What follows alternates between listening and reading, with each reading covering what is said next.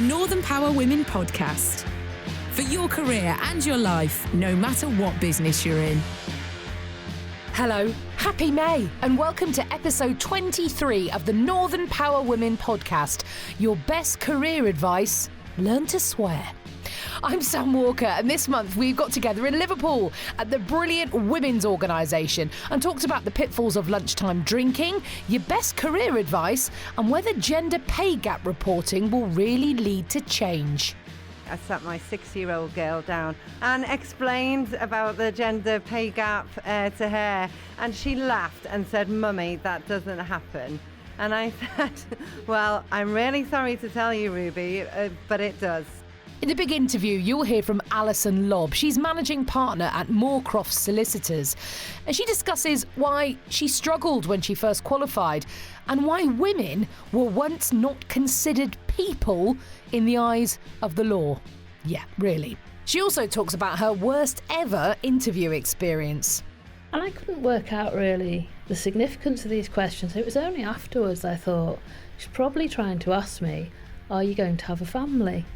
That interview went nowhere. I ended up saying, "Oh, we're not getting anywhere here." And she said, "No, we're not." And we just both walked away. And in Ask The Hive, what to do if you hate team building away days? Should you face your fears or run away? I'd start first is asking yourself why you don't like them. What particular parts of them don't you like? So when you're visualising the day, break it down into segments and think which bits of it don't you like most. But first, let's catch up with all the latest news from Northern Power Women HQ from our very own founder, Simone Roche. Welcome to episode 23 of the Northern Power Women podcast, recorded in front of a buoyant audience at the Women's Organisation in Liverpool.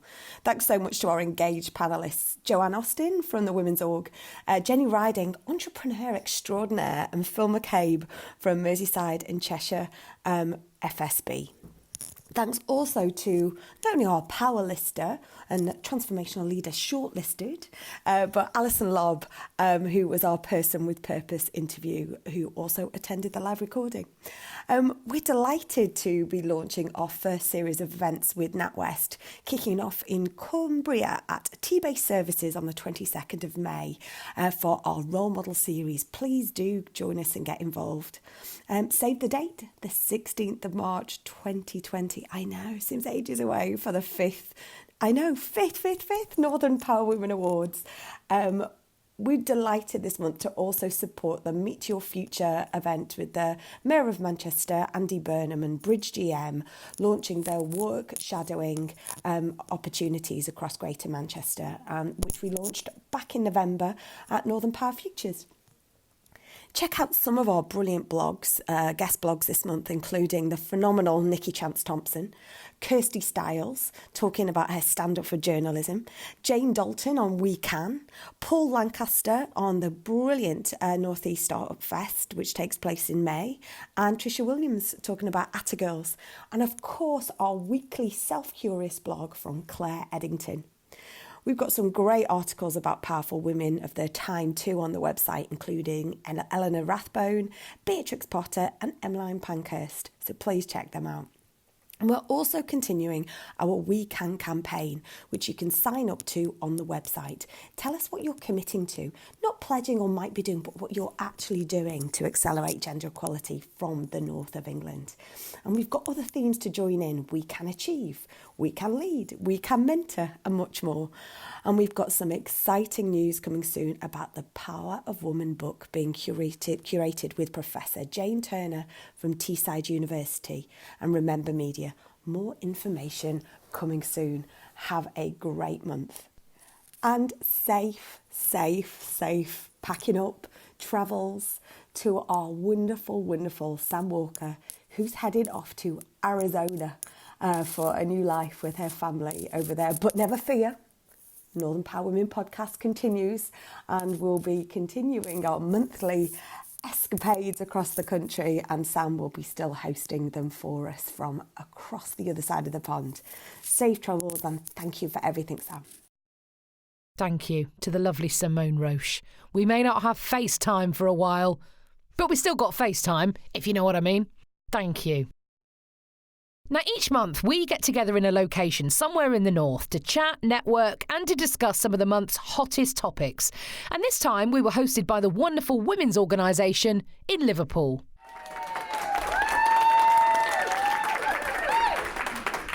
Look at this, the sun is shining down on us in Liverpool this afternoon. And here we are for the recording of episode 23. I know, of the Northern Power Women podcast. Hello, I'm Sam Walker. A very, very big thank you today to the wonderful women's organisation who are hosting us this afternoon, and as ever, to our three beautiful panellists today. A big hello, first of all, to Joanne Austin, who's the Engagement and Marketing Manager here at the Women's Organisation, the UK's leading provider for training and development opportunities for women. Jo, having run her own marketing consultancy and developed business marketing programmes for the Women's Organisation, is a self-confessed social media nerd. That's great. I love a nerd. Very underrated. And also unashamed feminist. Hello to you, Joanne. Thank you for being here as well. Phil McCabe is the Merseyside and Cheshire Development Manager for the Federation of Small Businesses. Phil supports volunteer activists and other small business members as well, frequently quoted in the media. You're very welcome. Very nice to see you here as well. Thank you.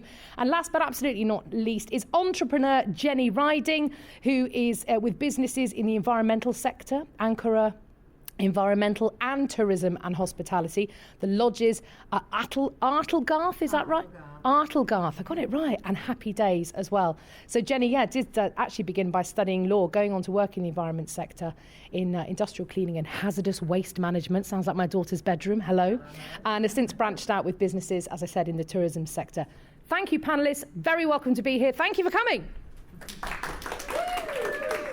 Right, let's start off then with question number one this month. This week, insurance giants Lloyd's of London have banned their staff from drinking between 9 and 5.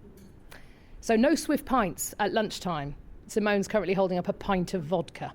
But it is believed that if they believe a staff member has had a drink, they will be banned from the building. Do you think this is good business practice, Jenny, or unnecessary coddling of adults' behaviour? Well, I was quite shocked that they felt they had to bring the rule in. Obviously, it is prevalent in their business, and it made me feel a bit prudish because I thought, surely people don't do that anymore. That's gone. We're all professional people. If only because one glass of wine is enough to get me on my way, and then I just want to sleep all afternoon. So it's not really conducive to productivity. But then when I thought about it, I thought, how does it work if then they're requiring people to go and with clients, and then it's client entertainment? So, maybe there's a bit of a blurred boundary there, which, is difficult to navigate, and they've obviously imposed this rule. So, but yeah, definitely for me, I keep my drinking for evenings and weekends. Thank you. You can get a job at Lloyd's tomorrow. You'll be absolutely fine. Phil, again, it's interesting what Jenny was saying there about clients, entertaining clients at lunchtime. Do you think this is the case that 99.9% of people, you presume, do drink responsibly, but this is a bit of a sledgehammer for the couple who don't? Yeah, I think there's a difference, certainly when you're talking about from a business's perspective, I completely understand it. You don't want drunkenness, you don't want your staff to be drunk for a start. But okay, talking about maybe a glass of wine or a pint, does that really matter? Well, I don't think it's when the drinking happens the problem. It's, an hour or so later, as you mentioned, productivity. I can't see it necessarily being improved by even just, a pint or a glass of wine. So I do understand what I would say in defence of alcohol, and I declare an interest. I like a drink. As you mentioned, often business deals, that's part of business meetings and lunchtime business meetings, and it can be an aid to the conversations of those deals going through. But I think when you talk about your employees and you're thinking in terms of productivity, which is really important, yeah, I can understand. It's an interesting point you just made there about quite often business deals are brokered over lunchtime with a few drinks. What about the people, and it seems younger people especially, who actually are caring more for their health than perhaps our slightly older generations have done in the past, and so feel uncomfortable when everyone else is around them drinking? They're like, I don't want to have a few drinks because I want to go to the gym after work. Or perhaps due to their faith or their culture, they don't want to drink. Is this almost levelling the playing field in a way? Yeah, I can see that. I think it's each case should be taken on its own merits, and if you're having a business lunch and there was someone who's really uncomfortable about drinking, it's not that big a deal not to, is it? But I think each case needs to be looked at on its own merits in that sense. Joanne, banning drinking. I don't know what the policy of the women's organisation is, or whether you're all swift halves at lunchtime. But what do you think about this? Is it a sledgehammer, or is it a necessary because the way the world is changing? I suppose I have to declare a slight vested interest in this question because my partner owns a craft beer shop and I'm also a self-confessed gin fan. When I was looking into the story a little bit more, though, I did notice that one of the reasonings behind it was they'd had quite a lot of complaints about sexual harassment. And so that started me thinking about, is it really the drinking that's an issue, or is it really actually the culture of that organisation? And I think the fact they've had to put that measure in place, to me, is indicative that they've got something wrong much earlier along the line. Because, we work in an organisation where, as the other panellists have said, there may be occasions where you go to a networking event and there's a glass of wine on, and we have staff who sort of very carefully measure how much they are drinking. But obviously in that organisation it's become a problem, and there's underlying issues that go far beyond drinking. Sexual harassment in the workplace is not acceptable on any level. And so for me, I think what they really needed to do was journey back and look at what's the culture of our organisation and how are we instilling the right values in our staff, so that would alcohol be presented in a business scenario, that they'd still make the right choices, really. That was more of the issue for me. Yeah, you're right, actually, because someone who's I only sexually harassed her because I was a bit drunk. I'm not sure that's the greatest. Take the drink away then and everything's fine. Probably isn't the greatest idea. What does everyone here in the audience think? I mean, have you ever worked anywhere that has frowned upon you nipping to the pub at lunchtime? I'm lunging to the back of the room. Yes, hello. So I work for a train operating company, and our guards and drivers have a safety critical role. Therefore, any drink is totally banned. And then I think in the interest of fairness, the rest of the organisation, so I work in finance, we are also subject to the same rules. And for instance, when I started, I had a medical there that involved me having a hearing test, a urine sample, various other different tests that they did. It was really invasive, and I was thinking, hang on, I'm only working in finance, this is a bit weird. But I think it was introduced on the interests of fairness. But I think outside the hours of 9 and 5, when it's your own time, then people are a bit more lax about what we do. So everyone just accepts that because it's a company-wide policy, that's how it is, yeah. It's not a massive issue, I don't believe. No one else has raised it in our office that it's been a problem. Anyone? Thank you. Really interesting point. Anyone else? Yes, I'm going to lunge to the third row here. It's like the Krypton Factor assault course here. I'm going to put a knee on a chair. Yes. So we're part of the police and police staff. Obviously, police officers aren't allowed to drink, so police staff aren't allowed to drink, and it's just, that's our culture, that's what we do. None of us have a drink, and it's very frowned upon. And don't get me wrong, I go to a lot of meetings where with industry we're like, do you want a drink? Do you want to have this? And I'm like, no, I can't, I'm not allowed. And I don't feel bad because I don't have it. I'm just like, no, it's not for me.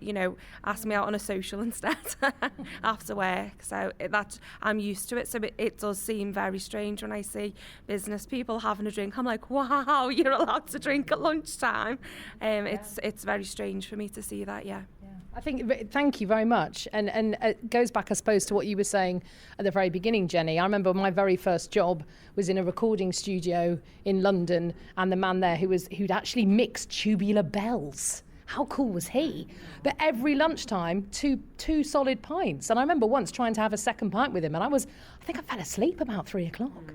Yeah, no, definitely for me, I'd be wanting an afternoon nap if I had a lunchtime drink. So, and really for me, drinking is about fun, isn't it? Letting loose.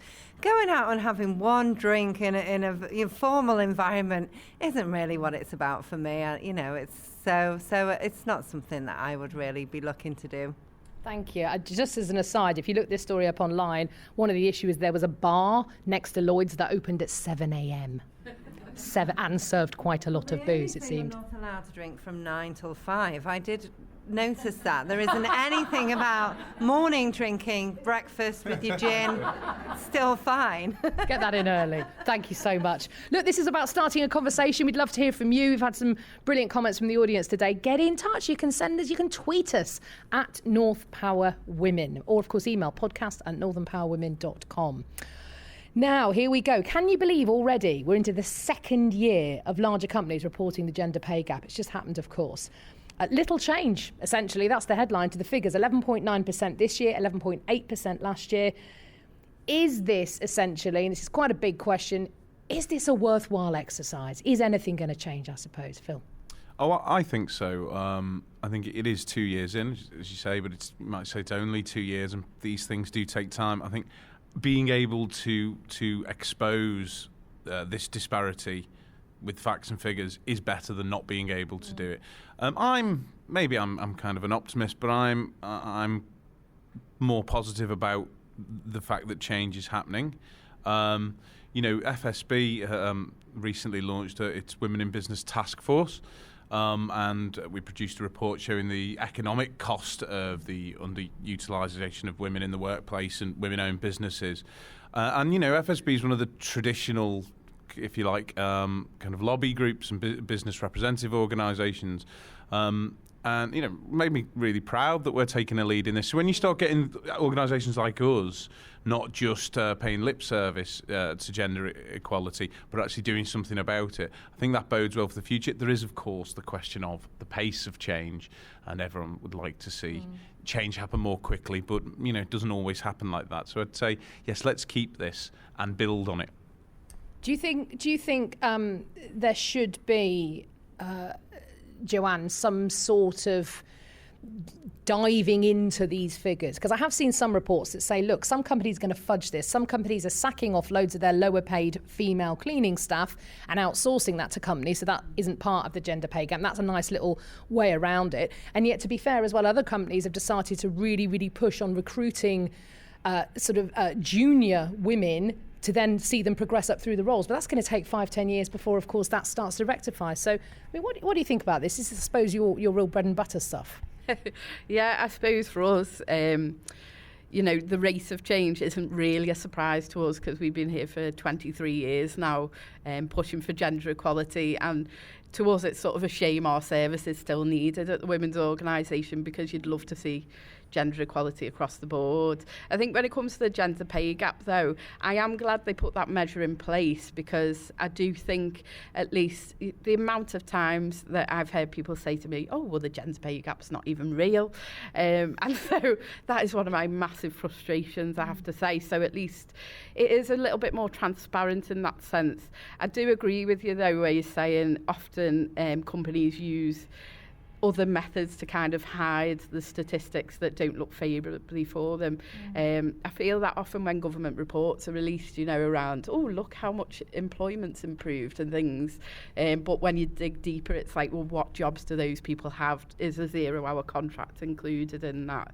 And I think you're definitely right that some sort of segmenting needs to be done with those statistics to look at what does that really mean. And from there needs to be some policy around what are we going to encourage companies to do to turn this around, because it is a big issue, but I do think it's a long-term issue, and the fact that we've not seen much change in a year just emphasises that for me. Do you think it's carrot or stick that these companies need to be approached with?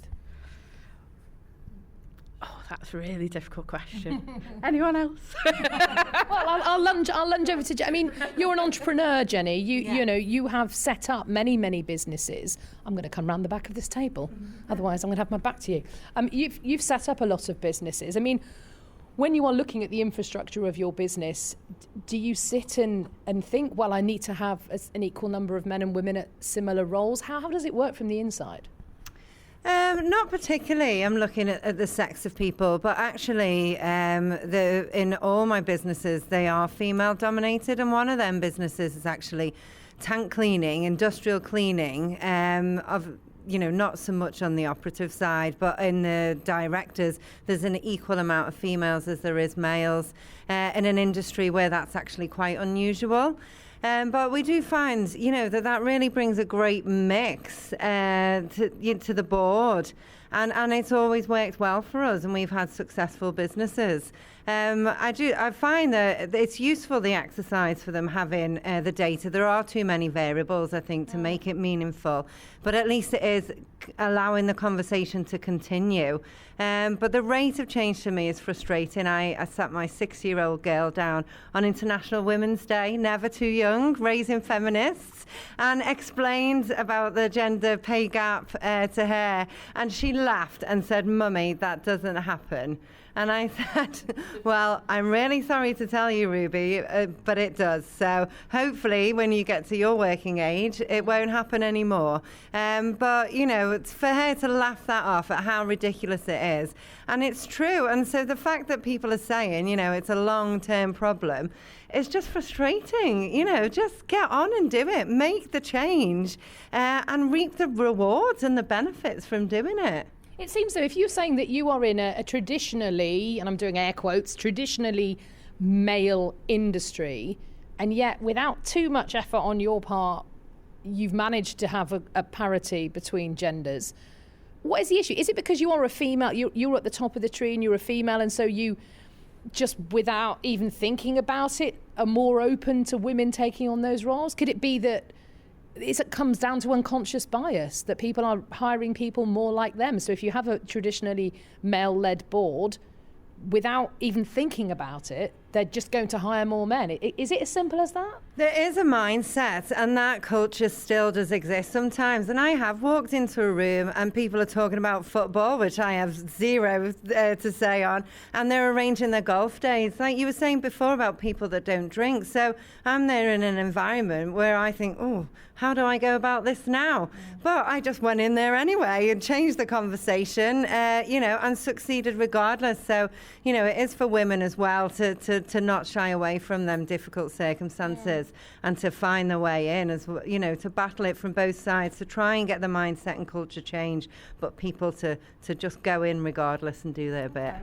All right, thank you. I'm just mindful actually of a Person with Purpose interview we did, about a year ago now in Newcastle, Helen Baker from Sage, and she was talking about Sage recruiting from the LGBT community and saying it's not enough to kind of put an ad in The Guardian or The Times or whatever and say, we are an equal opportunities employer at the bottom. That's not enough. Saying we're open for business isn't enough. She said you have to actively go and recruit on websites and in newspapers specifically used by the community you want to attract, not just sit back and go, well, the offer was there, but no one came. So that's why I think I was meaning about carrot and stick. Perhaps there needs to be a bit more oomph. Anyone here? I mean, it's interesting what you were saying, Jenny, about your 6-year-old daughter saying that doesn't exist. Was anyone here aware of the gender pay gap really until the last few years? Did you think it was a thing? Yes, I'm lunging. Hello. Well, for me, I felt like I was in a cocoon, really, for 22 years, because I was in a self-employed world with lots of women, and the great Anita Roddick ran that business, and she was just the pioneer of women can be anything they want to be. So these women were building massive, massive businesses. So for me, when I came out of that world, and over the last 2 years, it's been like, really? That goes on? So I was really naively shocked, really, how it works. But in answer to your carrot or stick, really, well, if you try the carrot and the carrot doesn't work, what you're going to do? You're going to have to try another solution, aren't you? And at the end of the day, it has to change, doesn't it? I mean, as Ruby said, at 6 years old, it is absolutely laughable, isn't it, that it's still happening. So yeah, I think there's a lot of people who build their own businesses who are not aware that actually, that is going on, and it's a tough one, isn't it? Yeah, it is. Anyone else here got any experience of perhaps finding out a co-worker didn't earn the same as them? I mean, yes, I'm heading back to Joanne. The reason I ask is quite often we're not open about salaries and wages in this country, are we? And we maybe don't know what the person next to us is earning. And we always hear that, well, women should negotiate better. So Okay, I'm shushing. Joanne, yes. That's okay. It was actually a friend of mine. She was working for an estate agent at the time, and I remember her coming to me for a bit of advice because she'd been working there slightly longer than anyone else. She was bringing in more commission than anyone else. But through conversations with colleagues, she realised a male counterpart was earning more than her. So she did actually take the initiative to approach her boss and said, you know, this really isn't on. I'm bringing you more money, but you're giving me less. Is there a reason? And he said, well, you know, at any point you could leave me, couldn't you, to have children? Which is just like, did he really say that? But and this was 1955, this conversation, obviously, yeah. Within the last 5 years. But he did try and make her feel better by saying, don't worry, I've told the other woman who works here the same. As though that was better. But I think the issue was there, like I explained to her, you know, there are actually laws in place to prevent this. But the problem is, again, sort of, if you're then trying to go through that legal process, that can make the working environment very difficult. And so what happened in my friend's case, and I think what happens very much across the board, is she left to get a promotion elsewhere, and I think that happens an awful lot. So there definitely needs to be institutional change within the organisations where that's still an issue, because I think, yes, women do need to sort of challenge this, but I think it does make for an uncomfortable working environment. It's exhausting calling it out. Oh, absolutely. And so, yes, we do need to speak up and call it out as and where we can, but I think it needs to be a two-way street, doesn't it? Oh, yes. Sorry, I have to nip round this table again. Yep. But that gender inequality has actually been illegal since 1970, and that still happens. It happened to me in 2008. I didn't even know it was illegal. I knew it really, really annoyed me and also caused me to leave and set up my own businesses. But that has actually been illegal. This is a median pay gap, so it's more indicative of less women in higher roles rather than the same, a male and a female at the same role being paid the same. But that still happens, and that's been illegal since 1970. So the fact that that's been legislated and is still an issue, you know, suggests that perhaps that hasn't even been fixed. So, you know, it's a huge problem. It's a problem that's existed for a very long time, and it needs to change. Let's keep talking about it, essentially. It's the bottom line, isn't it? And do that, please. Let us know your thoughts. You can always tweet us at North Power Women. Of course, the conversation is very, very much open to you. OK, our final question today. And this was a really interesting article you might have seen about the entrepreneur Cara Sayer. And she is the woman who created pram hoods for buggies and prams after not being able to find a sunshade for her daughter. The business grew really, really fast, and she's spoken really openly about how her mental health suffered. She in fact had a nervous breakdown following the rapid expansion of her business. And she now has said her absolute number one advice to anyone building their career or, in fact, just starting at the start of a business is to take baby steps. She said you can still dominate the world even if you take baby steps to do it.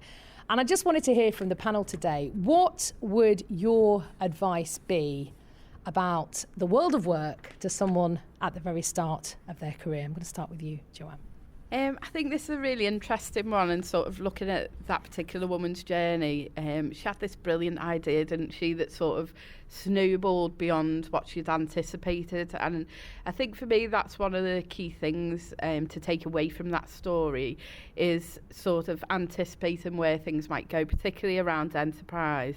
And that's where sort of going through the formal process of putting a business plan together and actually getting some advice and things like that can help, because certainly that'll help you to anticipate what may come, and you can't always. That's kind of why at the Women's Organisation one thing we've done more recently is branched out into the health sector though, and started to put on more wellbeing programmes around stress management and positive mindset and things like that, because I think particularly in entrepreneurship it can be very lonely, you know, is one of the key issues. But certainly, you know, that management of cash flow, where you've had a steady income and things like that. There's so many new things that can add stress to your life. So I think there needs to be support for both. There needs to be support for mental well-being as well as the practicalities of business to support people in that setup scenario. I think in your careers outside of entrepreneurship as well, it's sort of taking a bit of control of your career as well, isn't it? And just kind of, again, planning your journey and your way forward and looking at, what are the things that might come up. But I think scenarios like exactly what we've just talked about in the last question, going into the world of work, sometimes there's things you don't anticipate, like if you're just fresh out of university or school and going into the world of work and not aware of the gender pay gap, for instance, or the inequalities in the workplace, that can sort of set you off on a bad foot as well. I know for myself, where I'd worked previously to here, it was very male dominated, and I suddenly, had to deal with sexual harassment in the workplace. I had to deal with men in their 50s who really hated the fact that me in my 20s had been promoted above them, not listening to what I was saying and things like that. And I suppose going back to sort of planning your career, I'd really like to see within the education field some of that being introduced into the curriculum of preparing you for those elements of the workplace, of the relationships between teams and who might you come up against that will make life really difficult in the workplace, I suppose, because they're the things that you're not prepared for and that can really cause you to have, difficulties in terms of mental well-being in the workplace. Brilliant. Thank you very much. Really great advice there. Phil, you work with so many different business owners, business leaders, people who, across many different sectors as well. What would your advice be? I think from the point of view of a young employee coming into the workplace, the key thing is be a self-starter. That's what small business owners, that's what all businesses are looking for, are people that are proactive. But I think that also benefits the employee. Throw yourself into it, even if you're not necessarily in that position for very long. Soak everything up and learn and evolve. If you're starting a business, I think probably the best advice I've ever been given is my old boss, a guy called Len Collinson from Collinson Grant. Only died last year, unfortunately. He wrote an unpublished book on this and how to start a business. And he said, you're likely to have started your business, well, A, because you want to be your own boss, but because you have a skill or some kind of expertise that you think you could use for a business, but nobody's going to care. You absolutely have to prioritise sales and marketing, and if necessary, learn those sales and marketing techniques in order to find your customers. That's key. That's great advice. Thank you very much. Well, look, a woman who set up many, many businesses, who has been at the point of being at the start of that journey. Jenny, what would your advice be? My advice would be not necessarily to take baby steps. Obviously, her experience, it's good that actually she's spoken out about her experience, because we hear a lot about success stories, and not a lot of people talk about actually how hard it is to achieve that success. So I think it's really good that she has spoken out. But sometimes opportunities present themselves, or for her, she had an invention, which I presume she had a period of time to make the most of that before the copycats could come in and possibly, muscle her out. So it's really hard that. I would say build up your support networks. They are vital. Obviously, your business support networks. I've done work with and continue to do with the Women's Organisation. They are a fantastic source of support and information. And also your personal networks, your friends. I've got a bunch of girls. When we're stressed, we run up to the top of a fell and we actually shout out loud sometimes involving swear words. And then we run back down the fell, giggling, and I just come back down a different person. And that is important as well. And to have all them people around you, so that if it gets hard, and if it gets difficult, then you can draw on them resources. You're just one person. You can only do so much. You have to remember that, and do what you can and try and keep it enjoyable as you go. I love that. Run up a mountain. There's a great one. Has anyone else got anything they want to share? Yes. Lady with the fantastic trainers in the front row. I have been eyeing them throughout. Yes. You can borrow them anytime.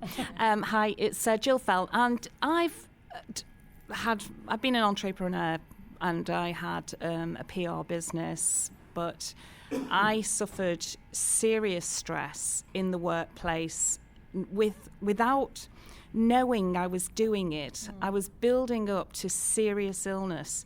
And what I would say to anybody starting a business or in business, at school, at home, retired, wherever they are, is mental health is the most important thing to look after.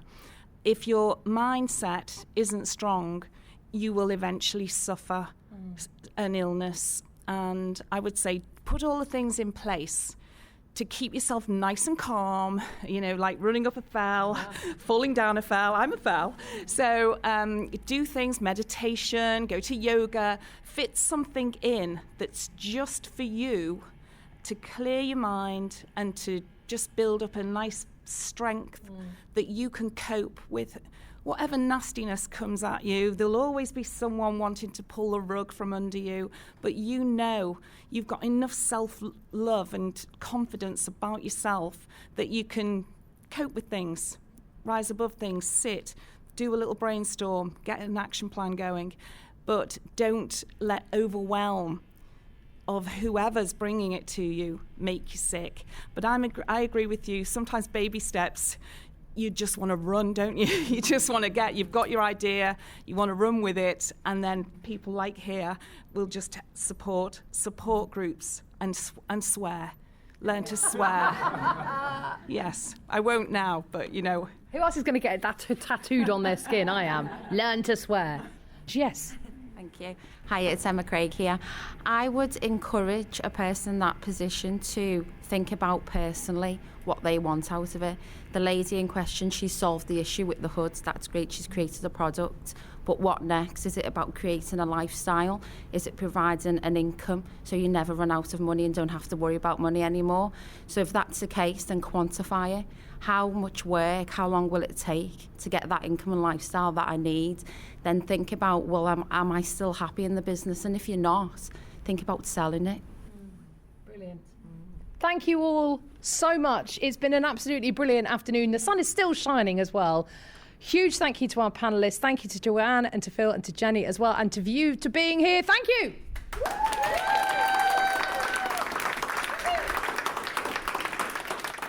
A big thank you again to our wonderful panel and everyone who came along and took part. Do keep your eyes open for the location of our next live recording. We'll post the details on Twitter at North Power Women or on Instagram at Northern Power Women, and we would love you to join us. The big interview this month comes from Alison Lobb, who is managing partner at Morecrofts Solicitors, and not many women in the country hold that position within a law firm. I started by asking Alison why she'd chosen law. I don't remember choosing the law. I remember school careers evenings and probably being attracted to the people who came to talk to us about it. And I remember my mum saying, problem solving and finding the answers, that would be great, wouldn't it? Whereas I suspect the backstory was it's a really good thing to do and you might earn lots of money. And I suppose I thought, well, a law degree is a good thing to do, even if you don't want to do the law, which unfortunately a lot of people think, and then they come out the other end thinking, now what do I do?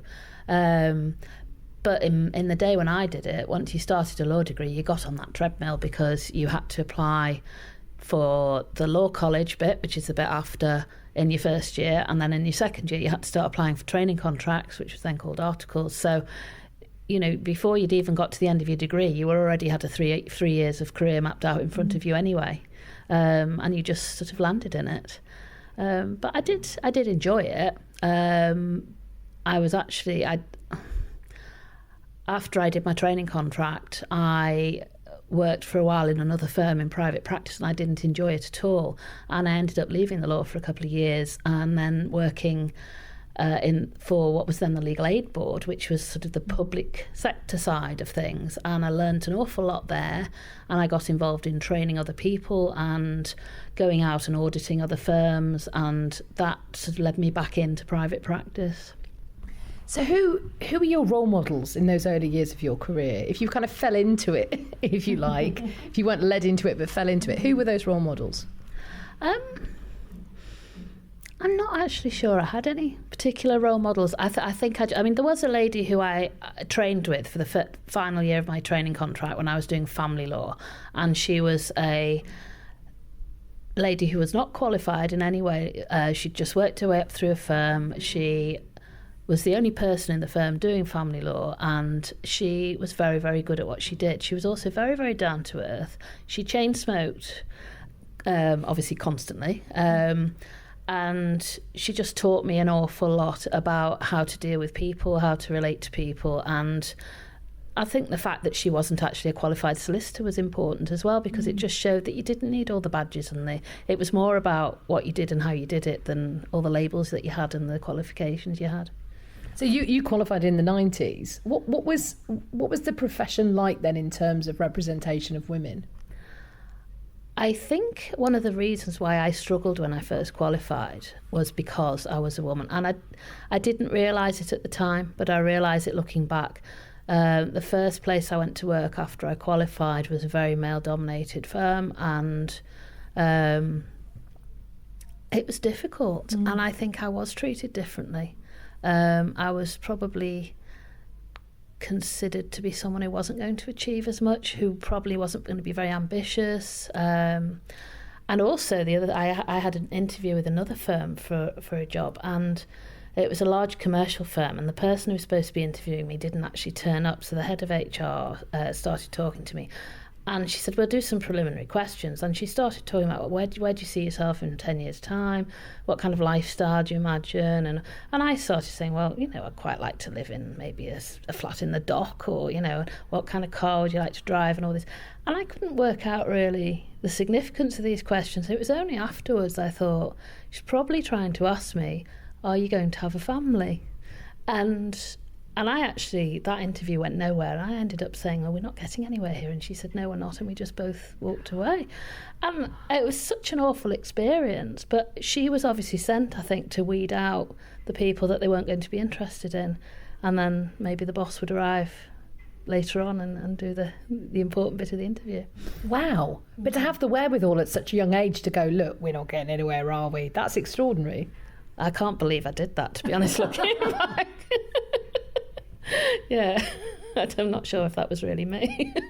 So when you did take the position with that first firm that ultimately you ended up leaving, were the times you felt that, especially as a young woman in law, you just didn't have a voice? Yes, I think I felt like I was the drone in the back office to do the work, and maybe it was the young male solicitors coming through who got the opportunities and got to go out and meet clients, got to go out and network, were maybe showcased a little bit more and possibly seen as the future. I don't know. How's it changed now?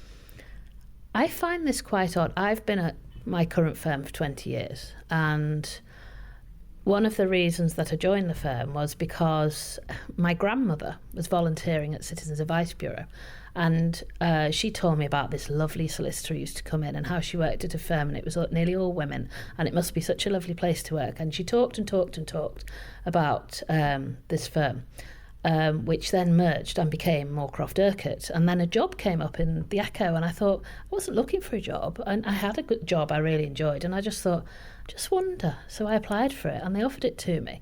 But one of the reasons that I particularly wanted to go there as well is because I'd been in that firm to audit it, and I thought, hasn't it got a lovely atmosphere? And it was only really after I joined that I realised how many women worked there.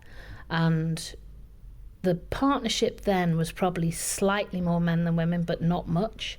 And then over the years, the last 20 years, as the older men have retired, most of the people who've come through into the management roles and partnership have been women. So now we've got 11 partners, and we've got 4 men and 7 women. Till recently that was 9 women, but 2 of them have just retired. Our board of management is 50-50. Our management team is 3 women, 2 men. So in terms of our firm, it has changed considerably, but we haven't really noticed because that's just the way we are.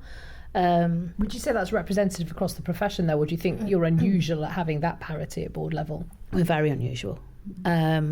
But it's not until you hear experiences outside and you hear other people talking about things that have happened to them or places where they work that you realise that. I'm quite unusual being a female managing partner of a law firm.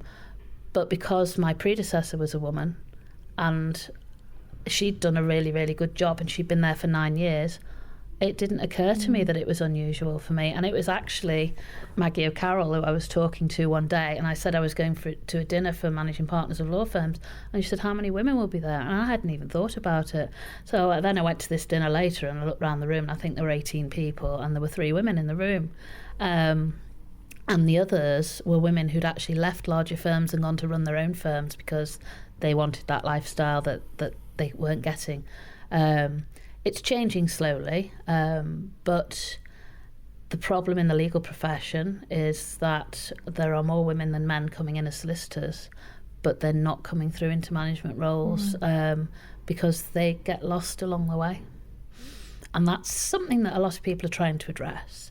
And the current National Law Society President, Christina Blacklaws, has done a lot of work on that, and a lot of roundtable events and getting a lot of men engaged in the conversation, which has worked really well, I think. But it needs to be, her year finishes in June, July. It needs someone to carry that on. Yeah. Whether that'll happen, I don't know. I very much hope it will. It's only this year, isn't it? Later on this year is 100 years since the anniversary that women were allowed to practice law. Yes. And you'd think in 100 years... a lot's changed, and also not enough has changed. That's right. Yes, that's right. I mean, as I say, I just find it very difficult, even the concept that men and women would be treated differently, because that's not the experience I've ever had. Interestingly, the debate about whether women should be allowed to practice law was founded on whether a woman was a person. And the legal definition of a woman was considered that they weren't a person under the law until that point. Until 100 years ago? Yes. And embarrassingly, I discovered recently that actually Liverpool Law Society voted against allowing women into the profession, which we're quite ashamed of, because we always think we're quite forward-thinking in Liverpool and, going against the grain and standing up for people's rights. And actually on that occasion, clearly we weren't. Yeah. You work a lot in cases, and over your career have worked a lot in cases that sometimes are very upsetting. They concern neglect and abuse and quite often involve children. How have you managed to protect yourself and protect your own well-being when you are working in conditions that will get you exposed to some really distressing facts? I think I'm quite fortunate in that I was able to detach from quite a lot of the stories that I heard about abuse, almost reading it as if it was a story, a fiction account that someone else was telling. But I mean, my main way of dealing with anything like that is exercise and swimming. I was a competitive swimmer when I was younger, so I'm quite happy to just go and plough up and down a pool and chase all the thoughts away and solve a lot of problems that way. And I play tennis, and you can't really think about anything else when you're doing that, because you've got to think about this ball that you're going to hit and not letting your teammates down, and being part of a team as well and feeling that support around you, I think is really important to me. So whether that's in work or in sport, I love the fact of having a team around me and feeling you're achieving something together. And that, that sometimes now in a management role, I think the pressures are very different, probably not less stressful, probably quite a lot more stressful, but again, it's just finding an escape valve, I think. And I go walking a lot as well. When you're walking and looking at beautiful scenery and countryside, and sometimes it does just chase away all the negativity and gives you a new lease of life. Yeah. Because law isn't known as a profession of being particularly good at work-life balance. Billable hours, crazy long hours. I mean, I've spoken to some younger lawyers who are saying, well, actually, that's how it has been. We're not going to stand for that in a way anymore. Has the law got some work to do, though, do you think? Has the profession got some work to do around the well-being of the people who work within it? Or is that changing? There was a report yesterday which said that law is the second most stressful profession. I haven't read the report. I've just seen the headline, so I don't know what's the most stressful. But that doesn't surprise me in the slightest, because particularly these days there are a lot more pressures on lawyers. It's a lot harder to make money out of the law. Businesses that traditionally were probably able to allow people a bit more flexibility and almost to get away with doing a bit less are now really cracking down on people. Targets are rising, people are being expected to do more, and people are also expected to do more in terms of networking and promoting themselves outside of office hours. Certainly for me it doesn't stop, and I can see the next generation looking at me and thinking, I'm not sure whether I want to actually do that. I think the law does have a lot of work to do. I think the way people work needs to be addressed. I think there's a lot to be said in allowing people a lot more flexibility, not tying them to a desk 9 to 5. If they want to do their work at different hours of the day, if they want to go out and see clients and then have a sort of a bit of headspace in between with a drive or whatever, then why not let them do that? There are quite a few firms out there who are adapting a model where they're not a traditional law firm. They work as a hub, and people are independent, self-employed consultants, and they just use the central services and pay for that, and then it's up to them what they do, and what they make they keep then. And there's lots of different ways of doing things. But ultimately, also, we are dependent on what our clients expect from us. And some people expect a certain level of service, a certain to be contactable at certain times, for people to dress in a certain way. And particularly, I think people who come to you for personal services and a certain generation probably expect you to be suited, booted, 9 to 5, be able to contact someone. And so it's, in a way, it's sort of trying to get the message out as well to our clients that we can do things a little bit differently. It doesn't mean we're not as good as other people. Looking back on your career, is there anything you do differently? I would probably have been a little bit more assertive as a young lawyer in terms of deciding what I wanted to do, trying to learn a bit more from others, not been scared of messing up and doing wrong,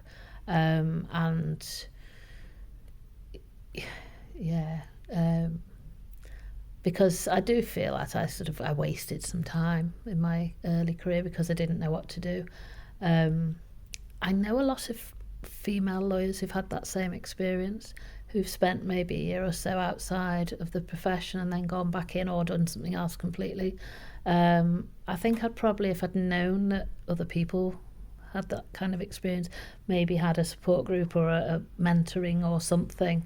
And I also think that I would like to have known that there was something else other than just being a solicitor for the rest of my life. I never knew that I'd end up as managing partner, and it's what I've always wanted when I got to it, and I love it. And I think it would have been good to have known that there's other areas to go into and other things to do. And finally then, what would your advice be, not just to young women at the start of a law career, but at the start of any career? I think that people need to know that if you make a mistake early on in your life, it's not going to live with you forever. You're going to remember it far longer than anybody else will. It's okay to make mistakes. Nobody's perfect. The important thing is you learn from them and you don't do it again. And I do think that it's really important to learn from other people, to ask people questions, not to be shy about saying, I'm not perfect and I want to come and find out how you do what you do. Because I think I was probably, again, scared of that. I didn't want people to know I wasn't perfect at everything because I thought I might be shot down. And it's only much, much later in my life that I've learnt to actually go to somebody who is brilliant at what they do and ask them how you do that. Thank you so much to our wonderful power lister, Alison Lobb. If there's someone whose career you would love to know more about, someone who's inspired you, someone on our Northern Power Women Power List that you would just like to know a bit more about and what makes them tick, do let us know. You can email us podcast@northernpowerwomen.com. Now it's time for Ask The Hive. Now, this is a place where you can ask about any problems that you're facing at work or concerns you have about your career, and the Northern Power Women Hive Mind lends you its wisdom. This month, If the date on the calendar of the team building away day for the office fills you with absolute dread, what are your real options? I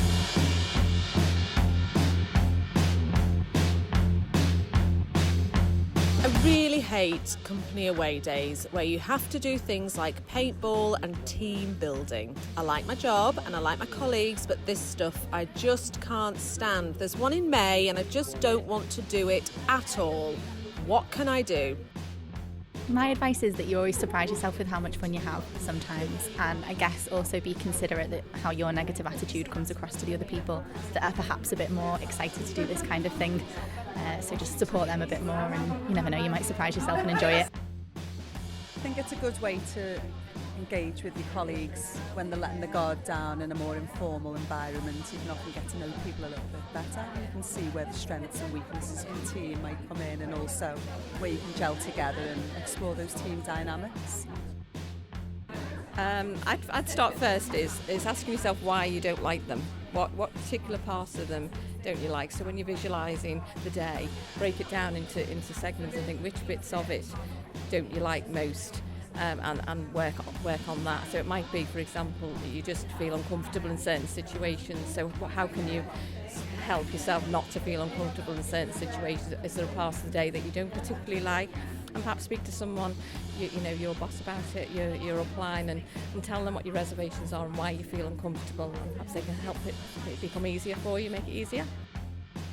My advice, I think it depends on what day of the week it is and all that type of stuff.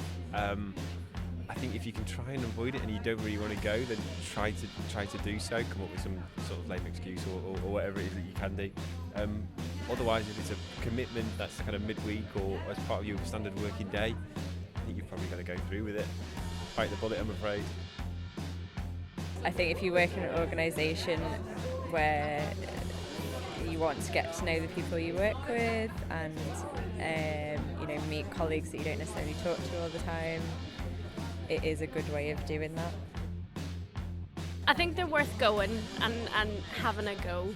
They can definitely have their benefits, and you might have a laugh, you might have a bit of crack when you're there. So I think just go with the flow a little bit is probably the advice I'd give on Ask.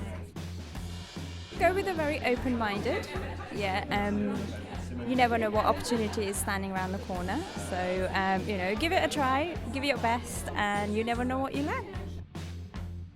This one made me laugh just because of something that happened to me personally. I was working for a big corporate and we would go to the Lake District for a camping experience and, outdoor pursuits, which culminated in me having to jump off a cliff into Lake Ullswater. And then I had flu for 3 weeks, so I was off work for 3 weeks. So I just wanted to share that experience and just say there's always a different way that you can get involved. You don't have to do the actual activity itself. So whether it's helping organise the event, being there on the day with your team but not actually taking part, I don't think there's any shame in saying, listen, this one's not for me, but I'm going to come along and enjoy the ride. Thank you so much if you took time to offer your advice this month. Really, really appreciated, and some very funny stories in there as well. So thank you. This month, a dilemma about working, potentially, with friends. My close friend's applying for a job at the company where I work, and she's asked me to put a word in. But as much as I love her, I don't think she's right for the job. I don't know what to do. Help. Have you got any advice? Should she come clean? Should she support her friend? Or tell a big fat fib? We'd love to hear from you. Just record a voice memo on your phone and email it to podcast@northernpowerwomen.com. If you've got an iPhone, you'll see a voice memo app. There's also one on your Android phones as well. It's dead easy. Just hold your phone up to your mouth, say what you'd like to say, and then press share. You can email it direct to us, podcast@northernpowerwomen.com. Or, of course, come to our next live panel recording. You can tell us there. All the details we will post for you on Twitter @NorthPowerWomen or on Instagram @northernpowerwomen.com. Well, there we go for yet another month of great stories, advice and ideas. A huge thank you for listening. Please do leave us your feedback and your reviews wherever you get your podcasts from. It really does help other people find us. And of course, spread the word. We'd love more people to come and join in the conversation. And save the date. The next episode arrives for you on Monday, the 3rd of June. Until then, this is the Northern Power Women podcast. I'm Sam Walker, and this has been a What Goes On media production for Northern Power Women.